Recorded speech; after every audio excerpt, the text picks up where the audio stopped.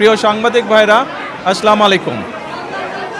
আপনাদেরকে এবং আপনাদের মাধ্যমে প্রিয় দেশবাসীকে আমি আবারও আজকের পবিত্র ঈদুল ফিতরের ঈদ শুভেচ্ছা জানাচ্ছি।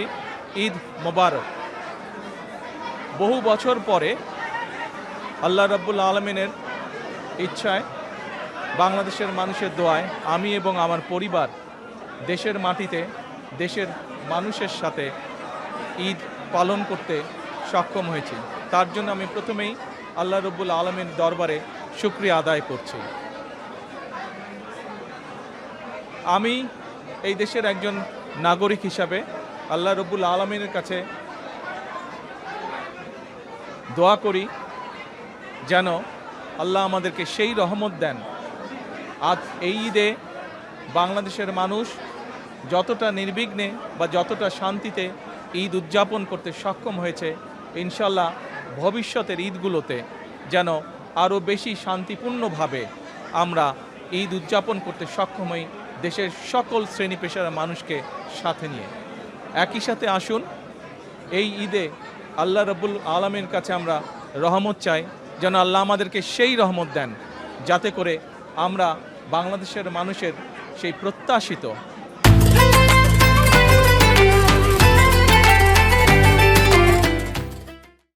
সেই বাংলাদেশকে ধীরে ধীরে গড়ে তুলতে পারি। আজকের এই ঈদের দিনে দেশবাসীর কাছে আমি দোয়া চাই। একই সাথে দেশবাসীর কাছে আমি অনুরোধ জানাবো যে আপনাদের সহযোগিতা যদি থাকে, ইনশাল্লাহ আপনাদের এই নির্বাচিত সরকার দেশকে আপনাদের চাওয়া অনুযায়ী দেশ গঠনের কাজে সর্বোচ্চ শক্তি দিয়ে চেষ্টা চালিয়ে যাবে। সকলকে আমি আবারও ঈদের শুভেচ্ছা জানাই। সকলে, দেশের সকল মানুষ, দলমত নির্বিশেষে সকল মানুষ ইনশাল্লাহ ভালো থাকবেন, সুস্থ থাকবেন। আজকের এই দিনে আমরা আবারও গভীর শ্রদ্ধার সঙ্গে স্মরণ করছি 1971 সালে যারা জীবন বাজি রেখে এই দেশকে স্বাধীন করেছিলেন, সেই শহীদ, সেই হতাহত মুক্তিযোদ্ধাদেরকে। আমি একই সাথে স্মরণ করতে চাই 2024 সালের ছাত্র জনতার গণ আন্দোলনের মাধ্যমে এই দেশকে স্বৈরাচার মুক্ত করতে গিয়ে যারা শহীদ হয়েছেন, যারা হতাহত হয়েছেন, সেই সকল গণতন্ত্রের যোদ্ধাদেরকে, সেই সকল গণতন্ত্রে শহীদ হওয়া মানুষগুলোকে, তাদের সকলের আত্মার মাগফিরাত কামনা করছি।